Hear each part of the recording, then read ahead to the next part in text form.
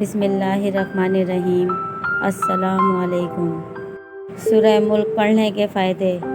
جو شخص سوتے وقت اس کی تلاوت کرے گا، اللہ رب العزت اپنے فرشتوں میں سے ایک فرشتہ اس کی طرف بھیجے گا اور اس پر اپنے پر بچھا دے گا اور اس کو ہر چیز سے جاگنے تک حفاظت کرے گا۔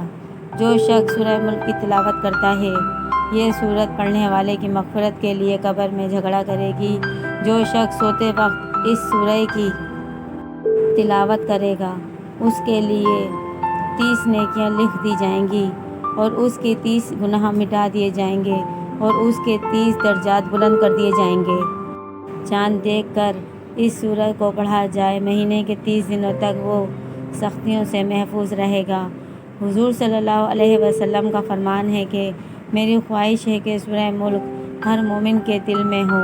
اس سورہ کے پڑھنے والے کو یہ تلاش کرے گی کہ اسے جہنم کے عذاب سے نجات دلائے اور اس کے سبب اس کا پڑھنے والا عذاب سے نجات پائے۔ سورۃ السجدہ اور سورۃ الملک کی شفاعت کا ایک عظیم الشان واقعہ۔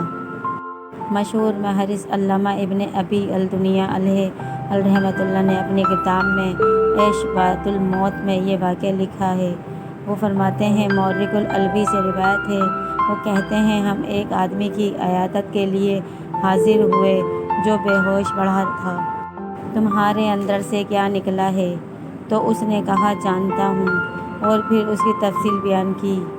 سنو، جو روشنی میرے سر سے نکلی وہ تنزیل سجدۃ کی پہلی 14 آیات تھی، یعنی ان کی روشنی تھی۔